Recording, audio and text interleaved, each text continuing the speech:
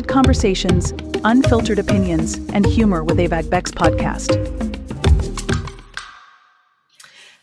Hello, welcome everybody. Today's really exciting. I have Andy with me. Andy's an author. All right. And we're going to really hone in on one of his books. And I think this is going to be very important for us to talk about. So Andy is the author of The Young Professional, a real-world survival guide for new college graduate. Andy, welcome. Please, can you introduce yourself to our audience? Love to, and thanks for having me. I'm very excited to be on this podcast with you. Thank you. So my name is Andy Semotiuk. I'm a U.S. and Canadian immigration attorney. I work with a firm called Pace Law Firm in Toronto. And I've written a book, The Young Professional, as you've described.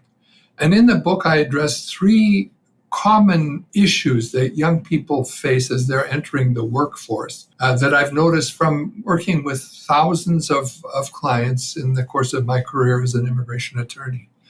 And I've worked a lot with young professional people, nurses, doctors, engineers, architects, lawyers, etc., going, for example, from Canada to the United States under the Free Trade Agreement, or from overseas to the United States for H-1B visas or L intercorporate, whatever.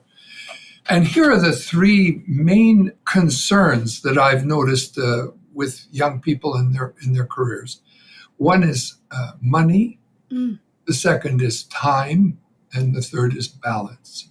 Wow. And earlier, now we can talk about those themes in more detail, and I'd love to do that. And just before we came on air, we touched on one of the themes.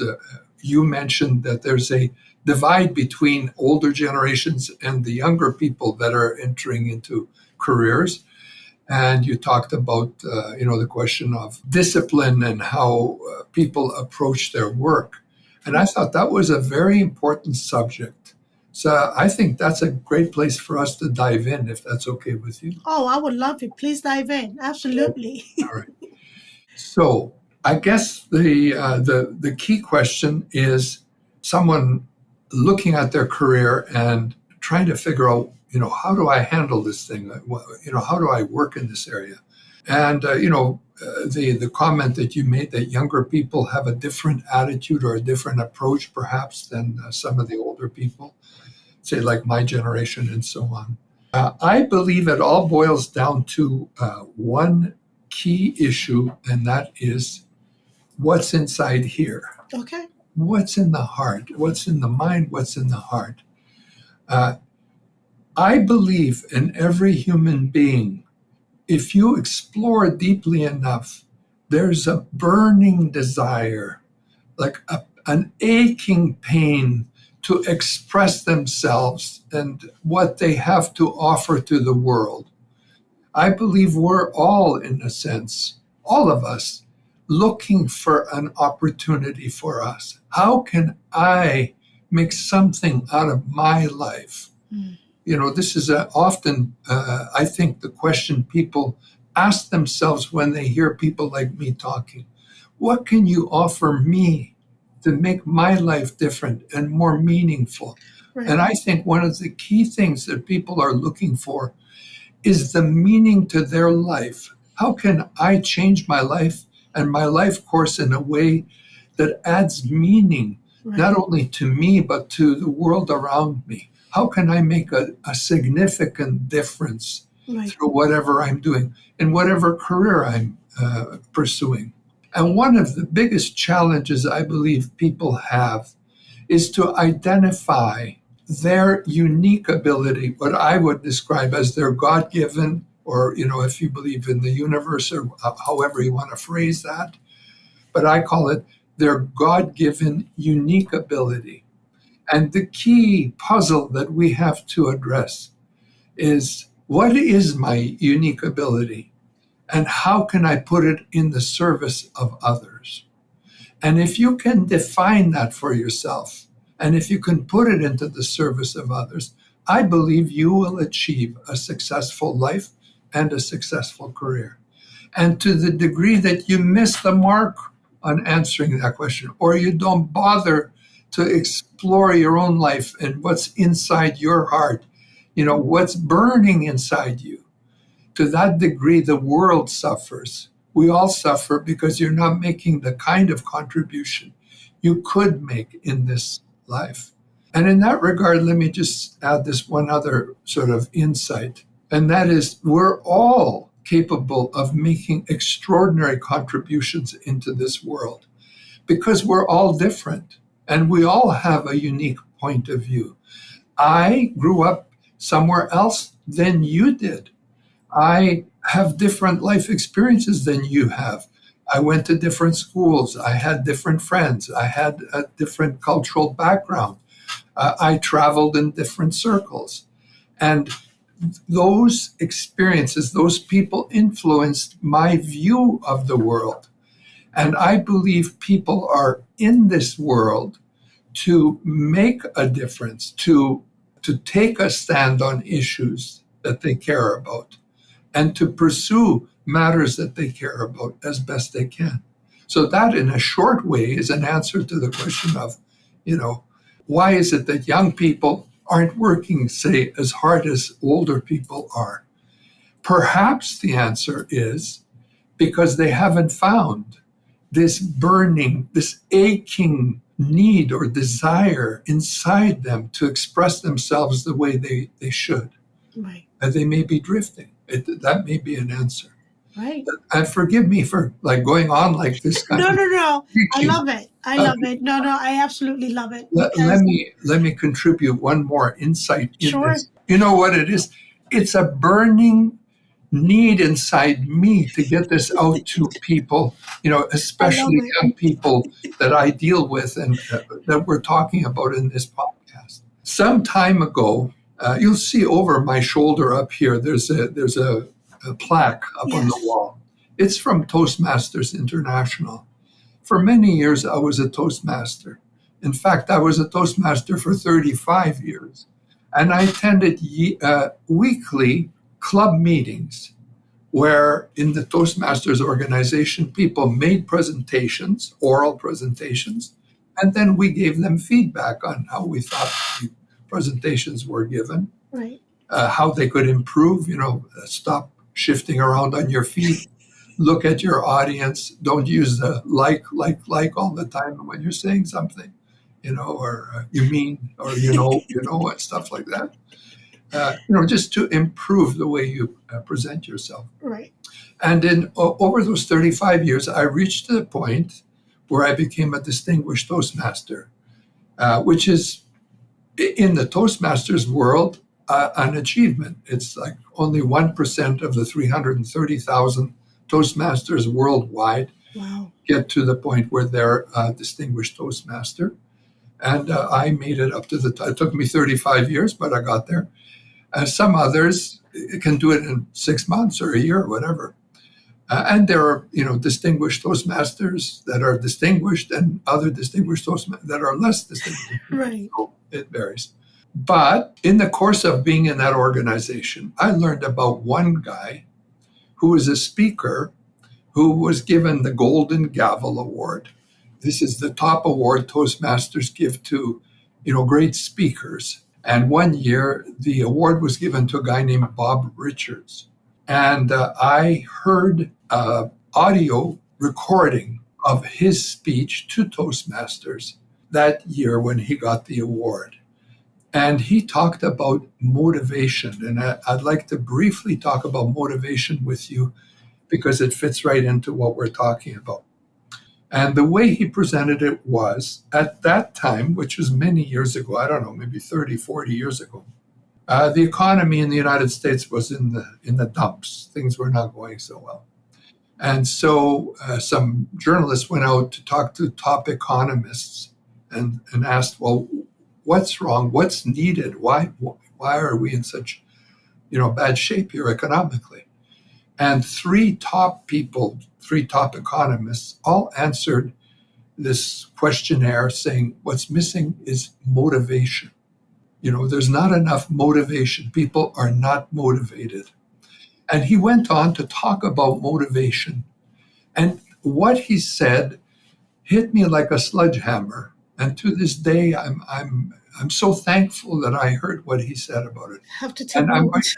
It might hit me too. so I want to share what he said, about motivation. And he talked about himself as a speaker. And he said, he talked to young people about motivation.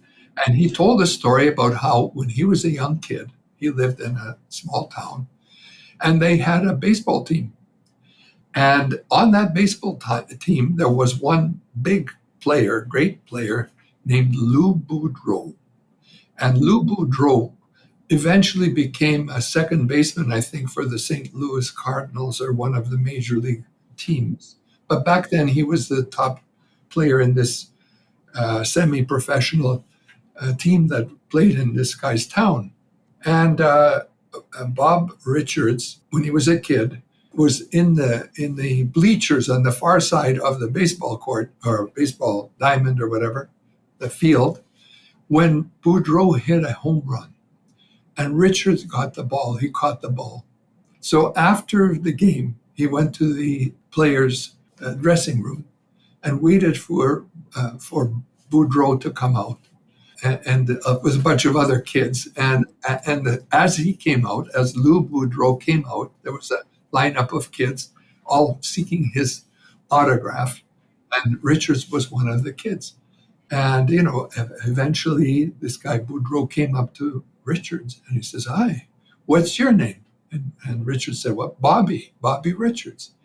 And Lou Boudreau looked at him and he said, "What do you want to be when you grow older?" He said, "A baseball player." And Boudreau said to him, "Bobby, you're going to be a great, great person when you grow up. A great, great person." And then he signed the guy's baseball. And Boudreau said, "You can't imagine how motivational that message was to me. What a big difference it made in my life." And I too had people who encouraged me in my life the same way. Right. And I have to admit that they motivated me to become the person that I am. But he then went on to describe exactly what is motivation. And this is the thing that hit me over the head like a sledgehammer.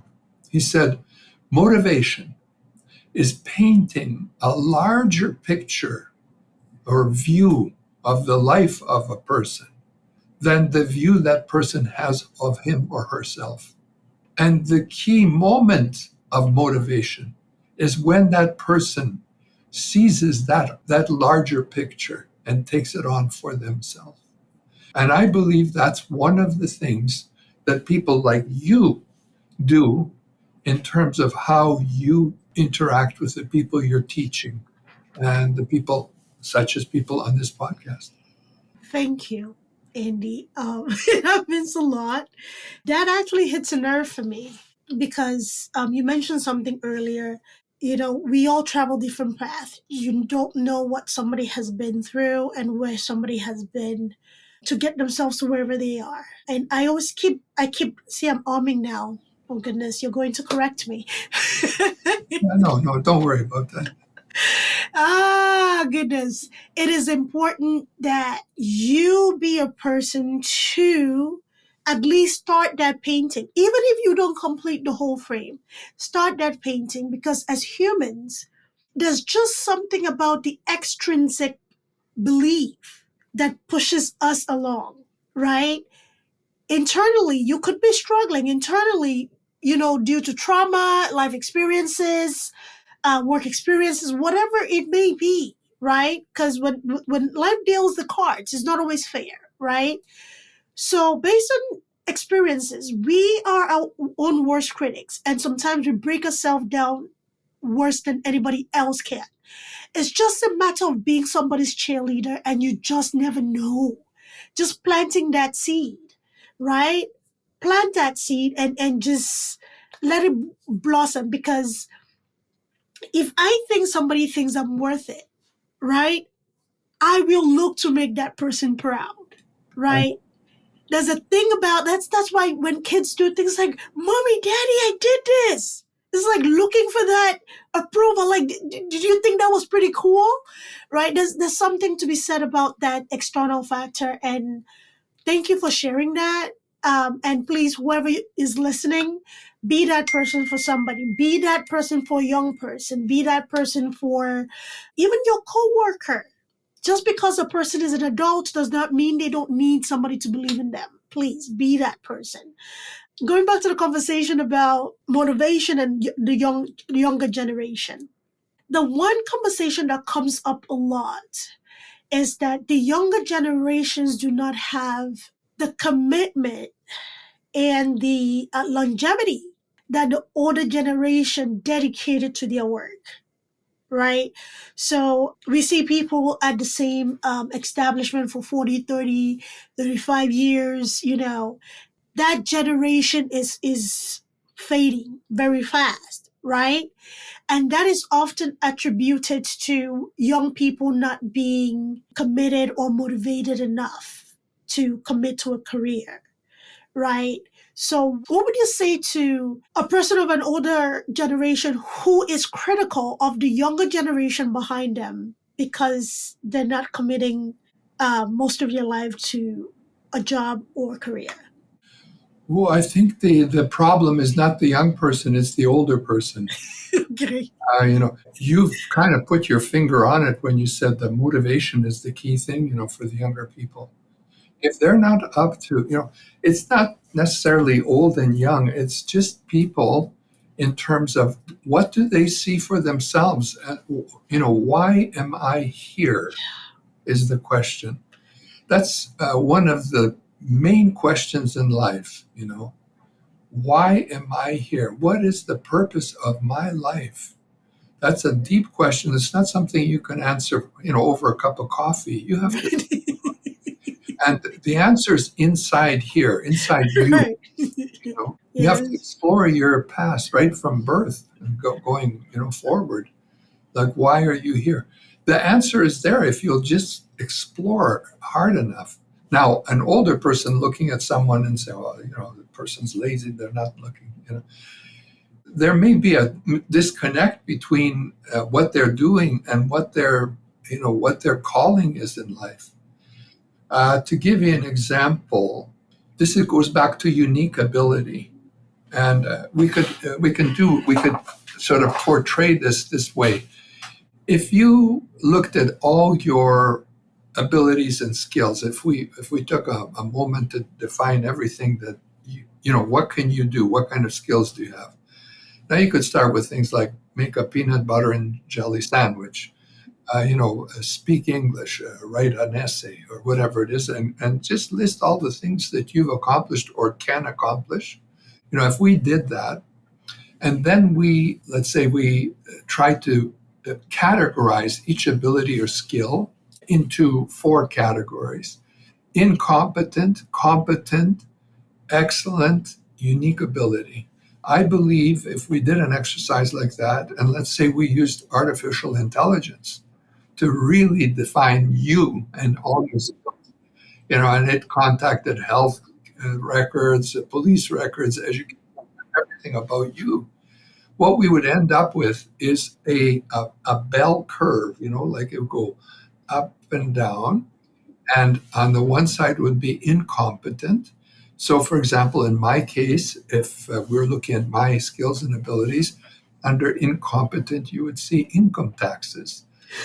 I know I'm incompetent. My accountant knows I'm incompetent. The IRS knows I'm incompetent. And the world knows I'm incompetent. And then we go into the sort of more competent area, like riding a bicycle, driving a car, and then, excellent, maybe, I don't know what, playing football or whatever it might be. And then we look at the unique ability side of my life. And perhaps one of the unique abilities that I have is a great communication skills. I hope I have that at least. You do. I feel like just being on this program, to me, it's something very special. I enjoy speaking with people like you and being on programs like this.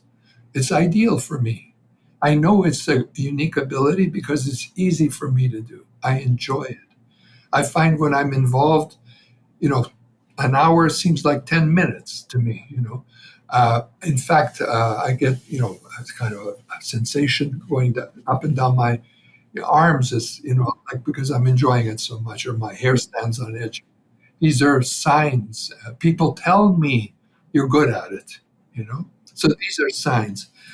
So one of the tasks and we talked about this before, is identifying your unique ability. And you have to work at it. You have to sit down and work on it. And it's tied in again to this: why am I here? What is my calling? Not my career, but my calling. What can I do? Now, I'll give an example of someone who's young, but who's going to be motivated, I promise you, and will be very active. Okay? That's a young person has a baby, like either a woman or even father or mother, young child, Right. and now they have to work, feed them, change them, put them to bed, wake them up in the morning, and you're up at 6 in the morning because the kid is up at 6 Right. at your bedside. You know, Right.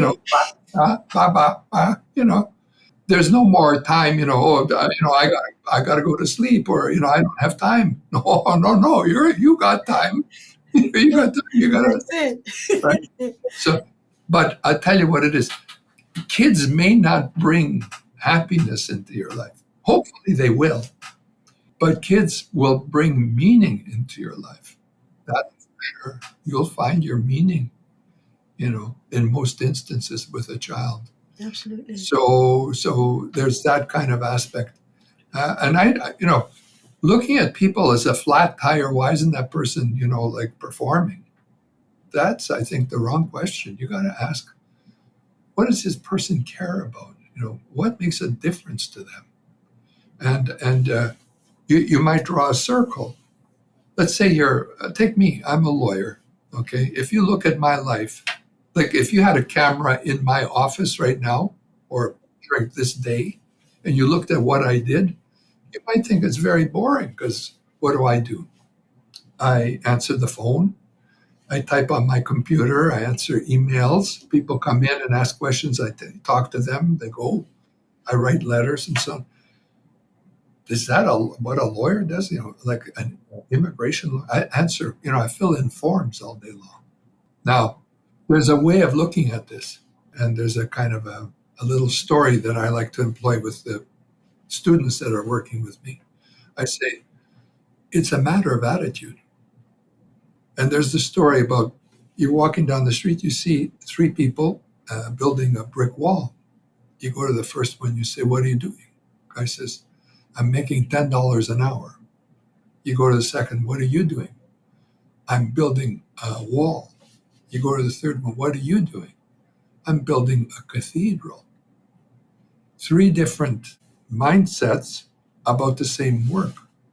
And I apply this in my office in immigration. I say, three people question the first one, what are you doing? I'm making $10 an hour. Second, what are you doing? I'm filling in forms. Third one, what are you doing? I'm changing people's lives for the better forever. That's the way I like to see my life and my career. But I confess, I can't see it that way every day. Sometimes I'm thinking, oh my gosh, I need a cup of coffee. Things are not going so well. That's life. I mean, it's life, and I think if every day you felt that way, would be boring. You need those reevaluation days. I've had a few this week alone where I'm like, okay, why am I doing this again? Like, when you are advocating and you want something so badly for somebody or a group of students, and it just feels like the self-sabotaging. I'm like, okay, so why do I want this for you? Like, what are we doing here? What is going on here? So you need those days to regroup. I absolutely love when you said your calling is different from your career. People have a hard time either differentiating that, or they do differentiate it, but they feel like it's too far apart. There's no relationship between their career and their passion. Or they feel like, okay, but my career pays the bill. I have a stable life. Chasing a passion is kind of childish or daydreaming, right? And I'm talking about people across generation, because the one thing that I motivate people is that it's never too late. I have students well into their 60s still coming back and reinventing themselves, and those are my best students, right? So what would you say to somebody who feels like, okay, you know what, I have this passion, I'm really good at this, but I don't know, it's not stable, I'd rather just stick with my job, and although I'm not very happy and I really don't know why I'm here, but I'll just stick it out, right? Okay, well, I get it. I get that. And I'm very familiar with it. So this is the way I would kind of look at that. Look, sometimes, let's say you're an immigrant, you're new to a country, you just arrived in the United States. You can't be like Steven Spielberg making a film right off the bat. You know, maybe you have to start off being a waiter or a waitress, a waiter in a bar or whatever. Right? Now, why? Because you need the resources, the money to pay the rent and feed yourself and so on. There's no indignity in that. The way to look at it is this way. You can love what you do. So, for example, Einstein was a nuclear physicist. He loved physics. And his life was, it's like falling right in the middle of a river going downstream, and the river is physics, and he's in it. Love it, right? But we're not all like that. Like in the beginning, we have to find our way. We have to find which way to go. And you can either love what you do, or if you can't love what you do, you can love the reason why you're doing it. So, for example, you may be a mother with 2 children, and you're on welfare, but you're trying to make a go of it. And maybe you're a waitress, serving in a restaurant. So, is this like motivational territory? Can you be motivated to be, it's hard, but you can love your children, and you can, by earning the money to look after the children, pay for their education and so on, and pay the rent and the food. You're doing what you need to do. And you try to find in your life a little bit of time to devote to what is your passion, what you love. And you hope over time you can build up enough of a circle of time and reward that the passion will take over the survival. That's unfortunately the way life works. The way we think is, look, give me the money and I'll make you a great film.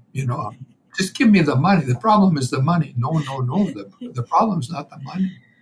The problem is the vision and the idea. The money is the last passenger on the bus. The money doesn't come first, and then the plan. The plan comes first. If you don't have the money in your life, it's not the money that's the problem. It's the plan, your view of your life. This thing has to change. If you got this thing going in the right direction, the money will follow. In my own career, I'll share this. Whenever I thought about the money when I'm talking to a client and what I'm going to make from this client, it never went well. It's always, I stumble across, I stumble through or whatever, but it's not satisfying. The client's not happy. I'm not happy. But when I think about the client and what the client wants, and for me to do the best job I can for that client, the money follows. I don't have to worry about the money. It'll come. But the life is good, and what I'm doing is rewarding. And I love myself for what I'm doing for someone else. So that's the way I would, sort of deal with the kind of issues you're raising. Right.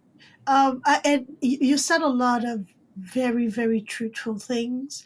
And I think some people give up on themselves, counting their dreams and aspiration as childhood foolishness. I'm older now. I have responsibilities. Even if The financial aspect is well taken care of. I see some adults who feel like their time has passed, right? So, take for instance, you're doing this, okay? And you've done all different things in life, including your beautiful plaque on the wall, right? You've given your time to be involved in that. You did not just tunnel vision into law, immigration law. Everything around you was law, law, and law, right? You found time in your career in your life to also be effective in other places, do things that make you happy. You talked about how happy you feel getting on a podcast, okay? Having these kinds of conversation where an hour feels like, oh my goodness, where did the time go, right? You talked about, the sensation that you receive, the hair, the goosebumps, and, just the excitement, the vitality you get from it, right? And there are people that unfortunately have denied themselves of that vitality because, oh, I'm no longer that young, right? So, or, I think my time is past. And I think that is a great disservice because, like you said earlier, you said it so beautifully. You are depriving the world of your gift. Yeah, yeah. You're depriving the world of your gifts. You're depriving everybody of the impact that you can make. So we need to hear from you. Get involved. Come out, Just talk to on us. the theme of older people and Right. how to help older people. Um, I got a PhD in helping older people because I helped my mother until she died and my aunt, her sister, until she died. Right. The thing with older people is goal setting. Uh, They have to have something to look forward to. okay. A life without something to look forward to is a life without meaning. Okay. So and the older you get, you're right. You get into this mentality. Oh well, my life is all finished now. I don't have anything more to look forward to. So you got, if you're in the situation of helping an older person, or if you are an older person yourself and you need to, get yourself up and going, goals are critical to a successful life. Uh, I met, in my lifetime, one of the persons I met very briefly was Buzz Aldrin, who was an astronaut, one of the astronauts that was on the moon. I saw him in a hotel in Los Angeles one night. Now, I met him. I mean, I saw him, and I don't know if I don't Still, know if we shook hands, cool. but he looked at me, and I looked at him, and gee, this guy was on the moon. That's quite a thing. Now you may know this, but when they came back from being on the moon, there was this issue about, well, what do you do after you got to the moon? You're on top of the moon, and there's this dive in terms of emotional or sort of what's the purpose of my life now kind of thing. So so NASA started setting goals for them or having them set goals for themselves post arrival from the moon. They needed to do that in order to keep themselves healthy and keep their lives going. So we all need that. We need some reflection on, what are we doing and what's ahead? What do I have to look forward to? Now, one of the big things to look forward to is if you've got a child that's growing up, or if you've got grandchildren or great-grandchildren, those are what I call reasons for living, if you're lucky enough to have those in your life. But even if you don't, you can look at, what are your talents and how can you pass on what you've learned in your life to other people. Don't save it in a safe, lock it up inside you. Come on, man. You got to share what you've learned with Yes. young people coming up. Make it easier for them. Absolutely. Life is hard. One of the big secrets or lessons, I guess, that I learned in my own life is no matter how right thinking you are, no matter what your great values are, life is going to throw you a few curves, and you're going to get hit once in a while. Another big lesson in my own life is that I don't think you can live a life of any sort without harming someone along the way. It's just part of the human experience that you hurt other people. It's not that you want to hurt other people. Hopefully, you don't want to, you know. And when you do, hopefully, you won't hurt them badly. You'll do, the minimum damage kind of thing. But, it's like a wake up call to realize, oh, I'm hurting someone. And how you deal with that. These are all value issues that you have to deal with in your life. As an older person who's gone through life, you've lived through all that stuff. Maybe you did hurt a few people. Maybe you made a few mistakes. Hey, mistakes is experience. That's what mistakes are, is experience. So that's something you got to share. And if you think you're old and you got nothing to do, you've locked up everything, all the wealth that you have inside you. And it's, our world is worse because you're not sharing your experiences and your knowledge with other people, especially young people coming through who have, and incidentally, I have an 18-year-old here that's working for me, and I have some others who are in their 20s and 30s and so on. I get along better with that 18-year-old than I get along with the 30 and 40-year-olds because, generations, like, they jump, right? So the older people relate well to, like, grandparents relate very well to grandchildren. Right. So then with children, it's Right. strange that way, but it's true. It's true. It is very true. There's always this dynamic of the generation before being so critical of the generation right after it and the generation right after it saying, you just don't understand. Time has changed. There's always that bickering. Talking about hurting somebody, there's a saying that I've heard it recently, like in the last 2 years, that no matter how good a person you are a villain in somebody's book. You are a villain. And so, if you realize that you have been a villain in a way that was very obvious, how important is accountability, especially given that we're talking about intergenerational support and mentoring in a sense?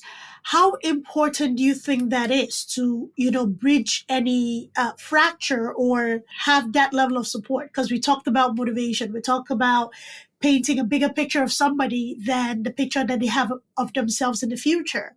How do you think that, how important do you think it is to have that acknowledgement? Because apologizing is not something that comes easy when you're thinking of an older person apologizing to a younger person, right? So, what is your opinion on that? I guess a big thing is pride, Huh? the challenge of getting over your own pride and your own ego to reach across to someone who you've harmed, and to have the wisdom to see that, it's necessary to patch up things that you've done wrong. Now, how do you find that wisdom, or how do you get across, to surmount your pride?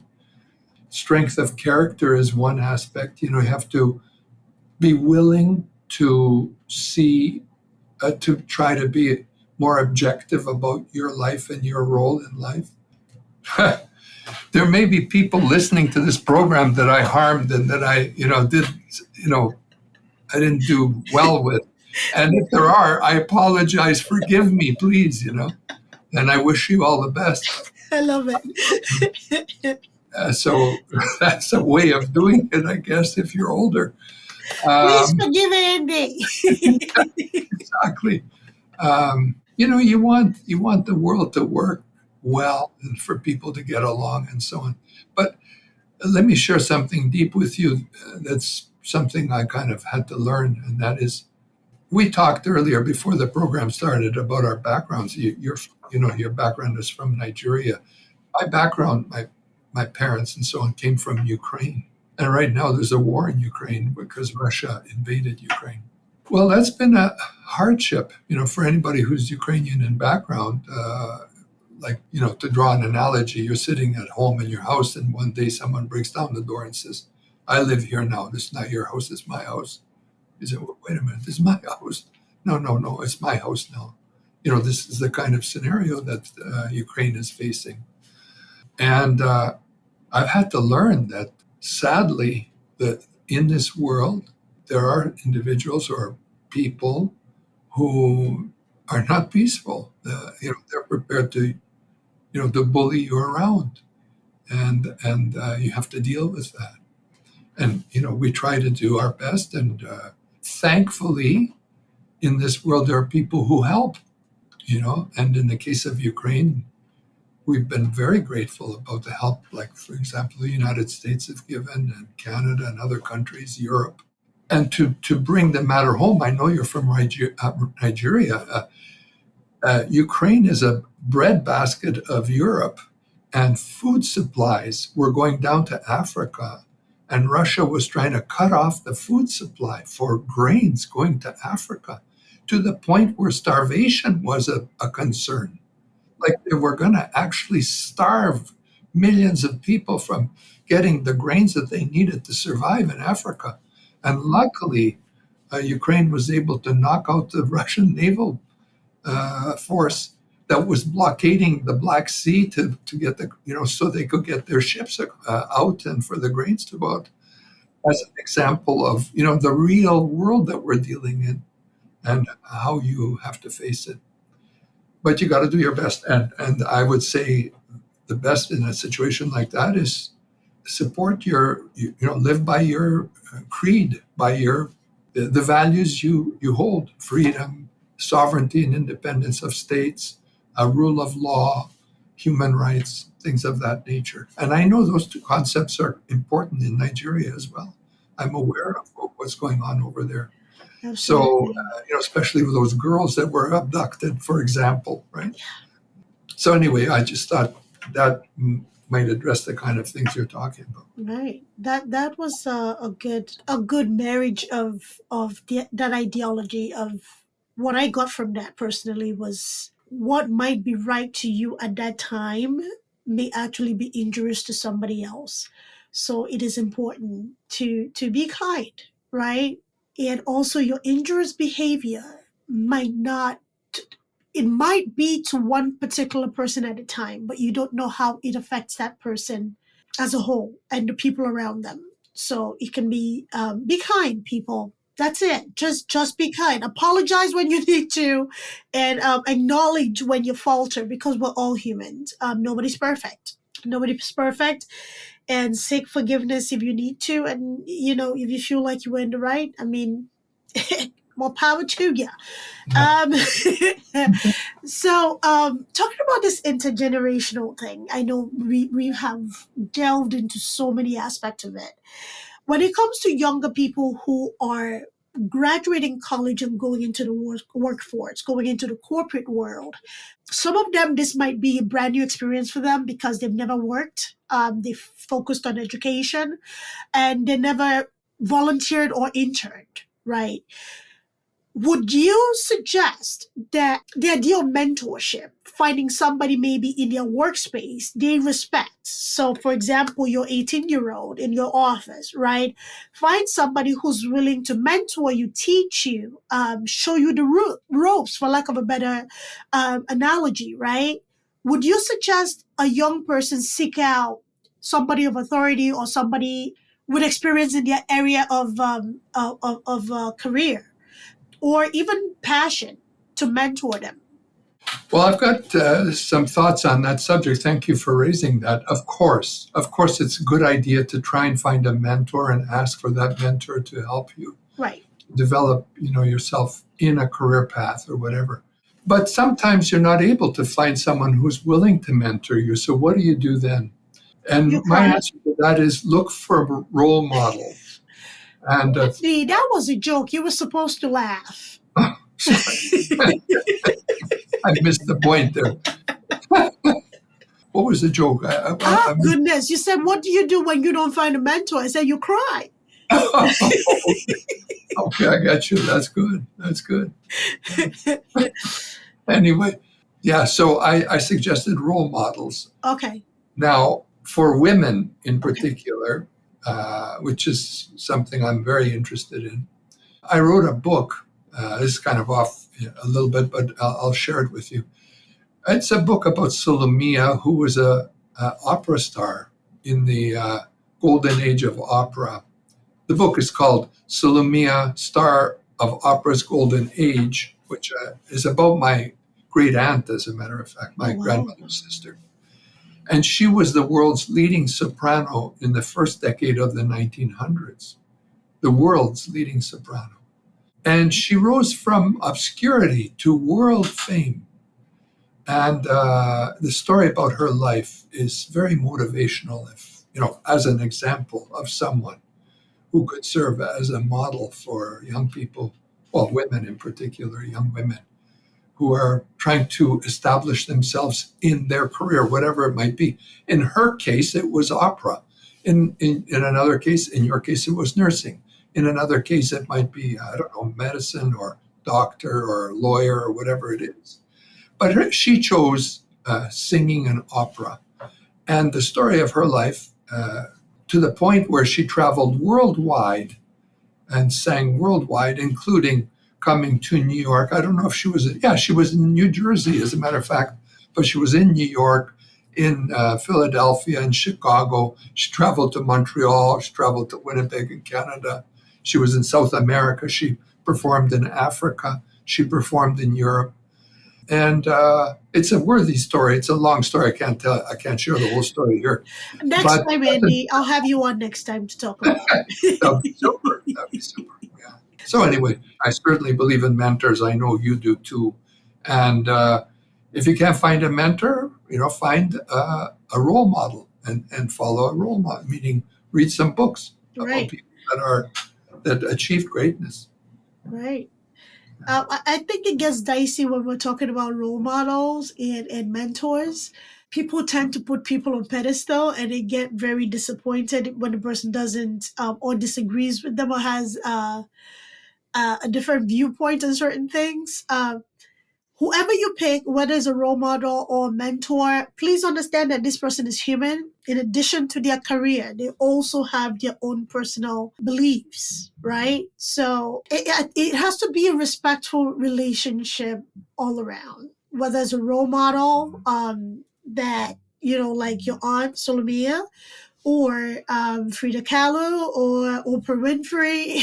Oprah and I may not see eye to eye on everything, but there's just certain levels of her accomplishment that I admire. Okay, Michelle Obama, you name it, right? So Yeah. I may not like everything she stands for or they stand for, but there's certain aspect of their lives that I admire and aspire to accomplish. So when you're looking up to an older person, okay, now that sounds crazy. When you're looking for an experienced person, they're not always older. Well, if you're looking for somebody that is more experienced, whether it's in a career field or your hobby or your passion, it is important to also understand that this person is a whole being and not easily get swept away in the fantasy of that person, I would say.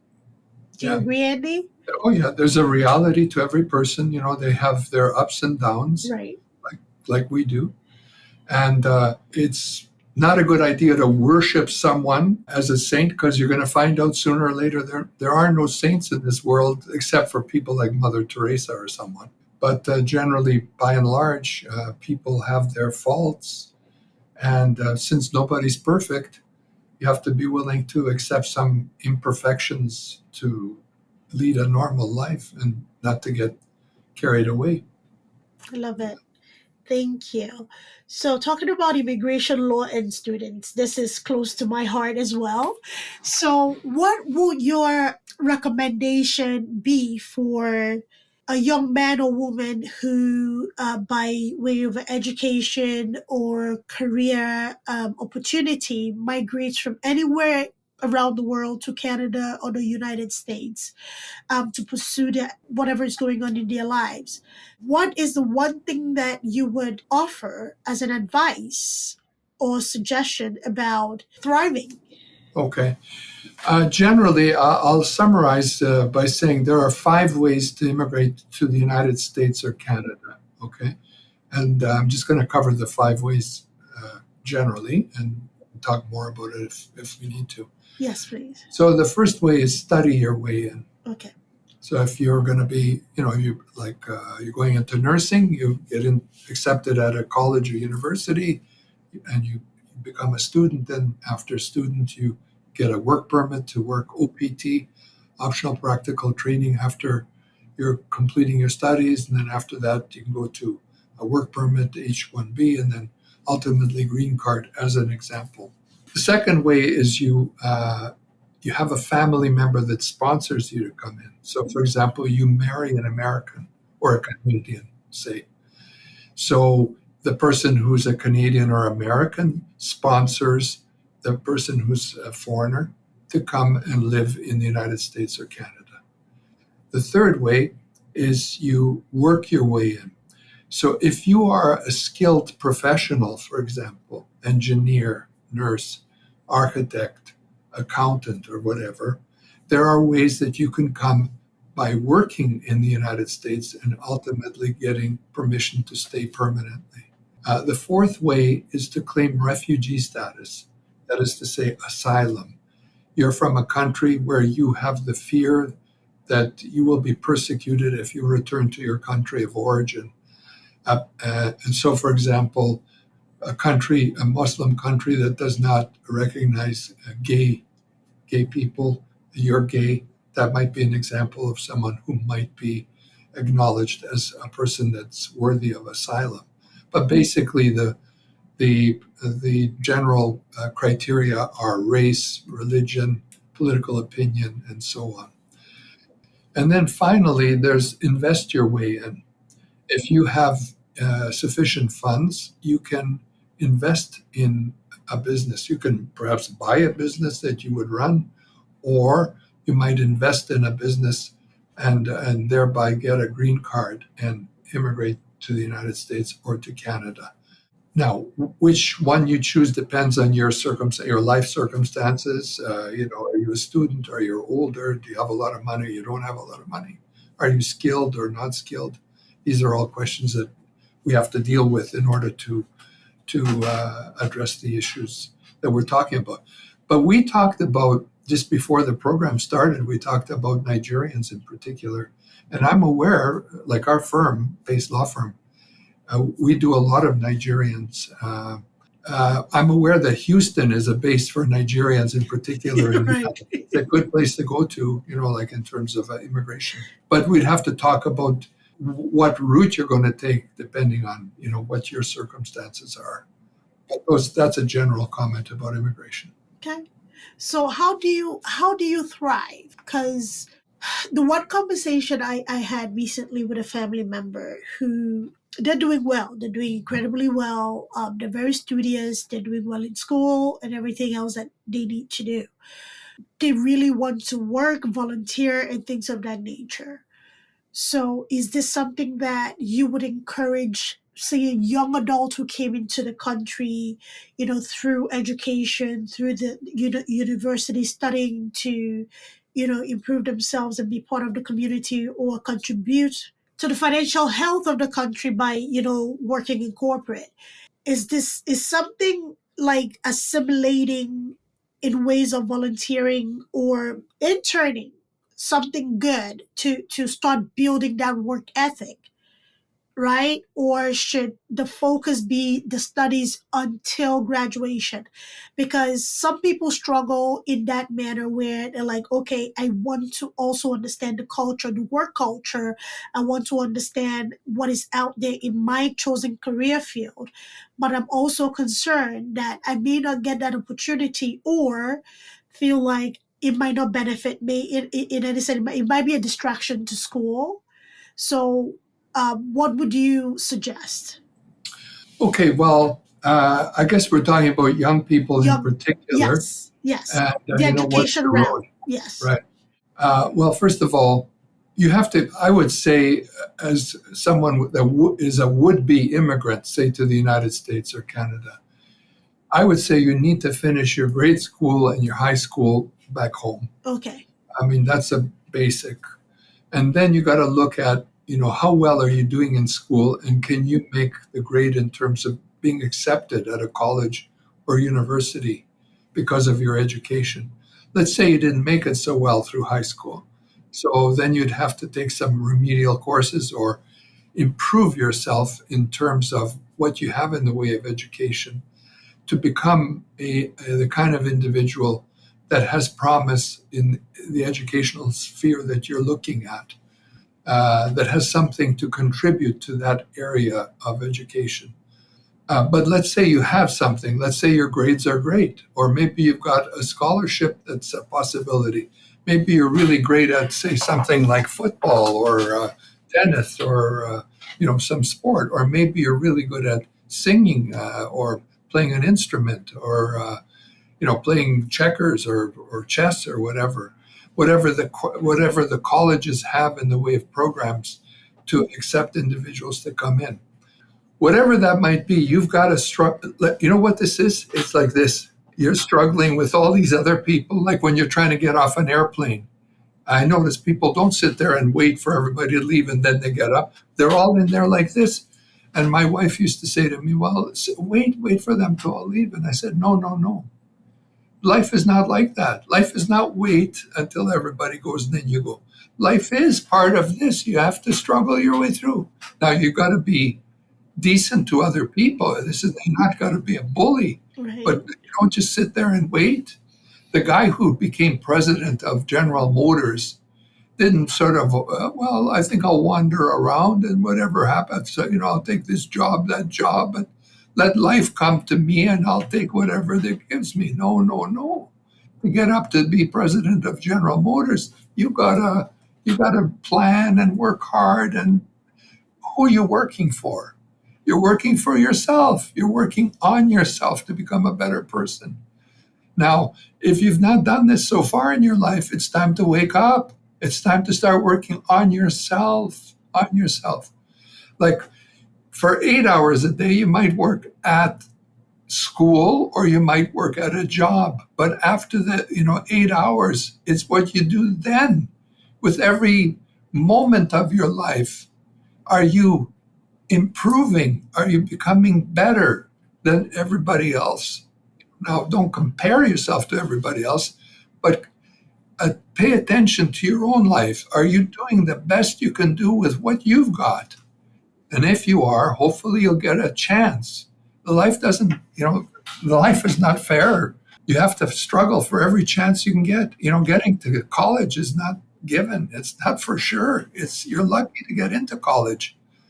Unless you're a genius and it's easy for you. But, my life has been not, hey, you're a genius, come on in. No, my life is, you're too slow, you're too fast, you're too fat, you're too high, you're too, you don't have enough money, you have too much money, you don't have enough education, you got the wrong education. That's my life. I assume for many others that you got the same thing going. It's not like the doors are all open, come on in for you. No, no, no. So my encouragement is work on yourself. Do the best you can. Become the best person you can be. And hopefully the doors will open for you. There's an adage that I've learned in life, and it is, if you'll work hard on yourself, life will go easy on you. But if you don't work hard on yourself, your life is going to be hard, more likely than not. So if you can get that break to be accepted at a college or university, whether it's for academics or it's for sports or for art, whatever it is, take it and go for it. When you see a green light, go for it. Don't wait. There's some people who look at down the street and they say, I'm waiting for all the lights to turn green and then I'll go. No, that's the wrong attitude. If you got a green light right now, the first light is green, take it. By the time you get to the second light, it might be green. Don't sit at the beginning waiting, because it'll never happen that all the lights will be green, or very rarely. And your life will go by and you'll find out, gee, I lost and my whole life has gone down the drain. It goes fast. That was a great ending. That was a great ending. Work hard so life can be easy on you. And if you don't work hard, life will be hard on you. Yeah. And Work on yourself. oh goodness, work on yourself. Work on yourself. Work on yourself. The best thing anybody can invest in is this thing between your ears. I Nobody agree. can take that from you. It doesn't matter if they like you, love you, or absolutely despise you. Nobody can take this investment away from you. And 100%. 100%. guard this investment and understand that this one works for you. So this was so great, Andy. I would really like to have us have this conversation again, maybe more, whatever you want to talk about, because I feel like you and I could talk about anything. Oh, true.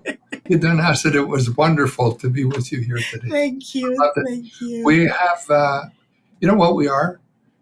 We're soul brothers and sisters. Oh, You know, I we're, love it. we've got a similar, mindset. We do. Trying to be as helpful as possible, I think. Uh, I wish I had certain things and I know more and more. If I had those needs at some point, there's somebody out there that has that need now. So it might not be useful for everybody, but that one person. I like the starfish story. Have you ever heard it? Yes, I know it. Well, I go love ahead. that Tell story. it. Tell it. So the one that I know is a man and his son were walking down a shore, a beach, and a man seen at the distance was frantically picking up starfish that washed ashore and just throwing it back into the ocean. And the whole shore was littered with a starfish. And the boy was like, "What is he doing? It's a lot. It's a lot of work." Father's like, "Yeah, you're right, son." And as they approached this man, and he's frantically picking it up, and the man felt so compelled to tell this man, "Sir, I don't know if you know this, but there's a whole lot, and I don't think that would make much of a difference, right?" And he picked up one starfish, flung it back into the ocean, and said it made a difference to that one. So, my students know this story very well. I always end my lecture with, "Did somebody learn one thing?" Because that's all I care about. If you come to my class and you walk away with just one thing, I have done my job. Yeah. So I look for my starfish, and yeah, Let me just share one final story with you. absolutely. And this story is, well, a saying, really. You may know this story or saying. It's, you may be one person in the world, but you can be the world to one person. Absolutely. Absolutely. You never know. You never know. And it always takes somebody outside of your immediate circle, right?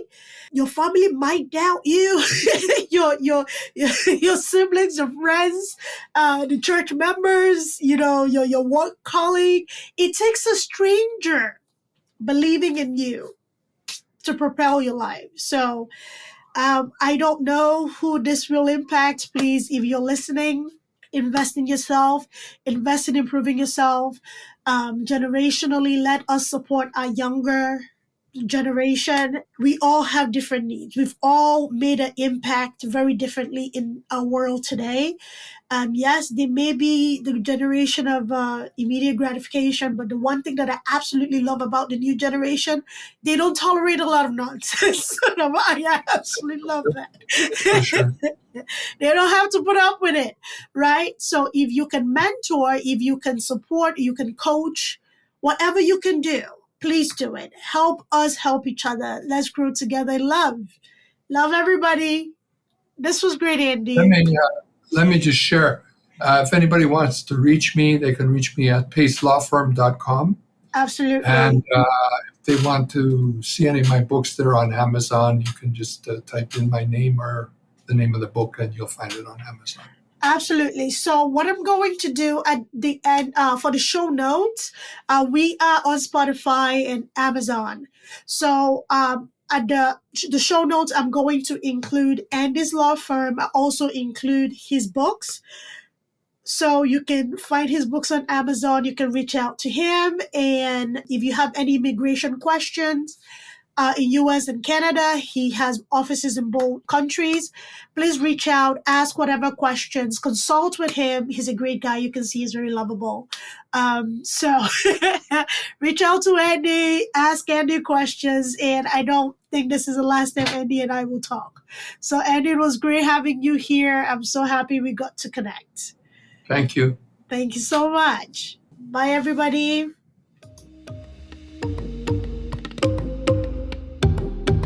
Thanks for tuning in to Abeg Vex podcast. If you enjoyed today's episode, don't forget to subscribe, rate, and leave us a review. It really helps us out. We'd love to hear your thoughts and continue the discussion. So join us on social media or drop us a message. Until next time, keep exploring, stay curious, and keep pushing the boundaries of your world.